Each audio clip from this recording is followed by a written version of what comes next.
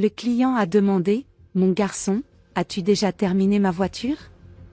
Il a répondu, il manque juste quelques détails, mais ce sera prêt, d'accord? Emmanuel, apportez-moi cette clé, s'il vous plaît. Le garçon dit, le père, je ne l'ai pas trouvé. Le client a demandé, est-ce que ce garçon ici est votre fils et travaille-t-il avec vous? Le mécanicien répond, oui, parce que c'est mon fils, il m'aide ici, oui. Elle dit, tu n'as pas honte de ton visage, cet enfant ne devrait-il pas être à l'école? Ou alors plaisanter. Il a dit, fille, regarde ça, il joue aussi. C'est l'heure de jouer. Maintenant qu'il apprend les valeurs de la vie, il les donne à mon métier. Comment va mon quotidien? Et elle dit, c'est absurde. Alors il a dit, madame, est-ce qu'il apprend juste ce que je fais de trop avec lui? Elle a répondu, c'est du travail d'esclave. Il dit, bien sûr que non, tu es fou. Il étudie le matin, d'accord pour votre information, et l'après-midi, il m'aide ici après avoir joué. Bientôt, elle demande, quel âge a cet enfant? Le père du garçon a répondu, il a 8 ans, et elle dit, et tu es un fainéant qui n'arrête pas de le mettre à faire ton travail. Le père dit, il reste ici peu de temps, tu vois? Travailler, aussi apprendre à travailler, c'est mieux que d'être dans la rue, traîner avec de la mauvaise compagnie. Attends juste ici un peu, mon fils, papa sera de retour. Elle dit, jeune homme, saviez-vous que vous ne devriez pas être ici? Et oui, à l'école, et le garçon a répondu, fille, j'étudie, mais ensuite je viens aider mon père. Le client dit, non. Tu ne devrais pas être ici pour aider ton père. Il devrait jouer avec d'autres enfants. C'est un travail d'adulte.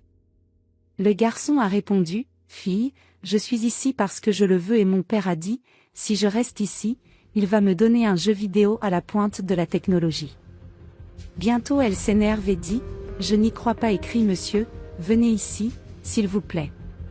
Quand il s'approche, elle dit, tu n'as pas honte de mettre ton fils au travail? Pourquoi n'achetez-vous pas? Le père du garçon a répondu, fille, ça encore.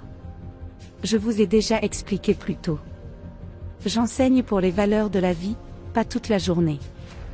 Il travaille comme ça, je vais lui donner le jeu vidéo parce qu'il a du mal ici.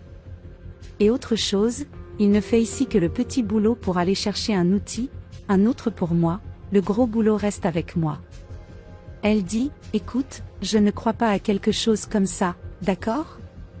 J'y vais et quand je reviens, je veux que ma voiture soit prête. Le mécanicien confirme.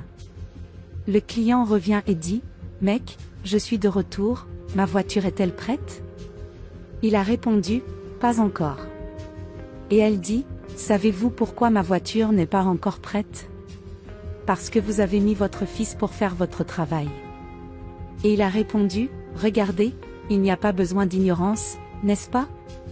Ça suffit ce matin, dans peu de temps la voiture sera prête, et elle dit, celle-là maintenant. Le client s'approche et dit, enfant, qu'est-ce que tu fais là? Il a répondu, je répare certaines choses ici, et elle a dit, tu sais que tu es une enfant, et tu ne peux pas faire ces choses, et il a dit, fille, je sais, mais j'aime aider mon père. Au téléphone, elle a dit, bonjour, êtes-vous du conseil de tutelle?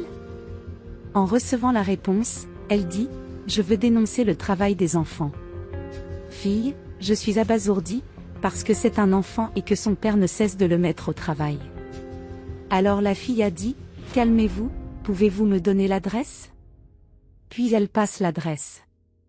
Elle dit, va-t-elle attendre la fermeture du magasin de pneus, pour arriver? Bientôt une fille s'approche et demande, Madame Edwarda, êtes-vous? Elle a répondu, êtes-vous l'assistante sociale? Quel est ton nom? Elle a répondu, oui madame, je m'appelle Samia, et quel est le problème? Elle emmène donc l'assistante au magasin de caoutchouc. Un mec la vole et elle crie, mon Dieu, mon portable. Le propriétaire du magasin de pneus s'approche et dit, qu'est-ce qui se passe? Samia demande, êtes-vous G.U? J'ai reçu une réclamation. Il a répondu, ok, mais je n'exploite pas mon fils, et le garçon confirme. Edward a dit, je l'ai vu, J'ai appelé et signalé et j'ai point eu dit, tu vois, si tu t'occupais de tes propres affaires, tu n'aurais pas été volée et elle dit, fille, fais ton travail et emmène le garçon dans un meilleur endroit. Samia dit, tu devras venir avec moi. Bientôt j'ai point eu commence à expliquer que le garçon étudie et ne fait pas les gros travaux là-bas et Samia dit, donc ce n'est pas de l'exploitation, il est là parce qu'il le veut et c'est mieux ici que dans la rue, il a dû y avoir une erreur là. Elle se tourne vers Eduarda et lui dit, je pense que tu lui dois des excuses. Bientôt, elle reconnaît son erreur et s'excuse auprès du garçon et de son père et loue l'éducation du garçon et le G.U dit, ta voiture est prête et elle est partie. Samia dit aussi au revoir. Le garçon demande à son père s'il va gagner le jeu vidéo et il confirme. L'enseignement des valeurs à nos enfants va bien au-delà des mots et des attitudes momentanées et devrait être quotidien et construit des épicéas et des actions qui comptent chaque minute de la journée, lorsque plus d'un parent prend le temps d'éduquer leur enfant, mais il deviendra reconnaissant et respectueux de votre famille et tous ceux qui vous entourent.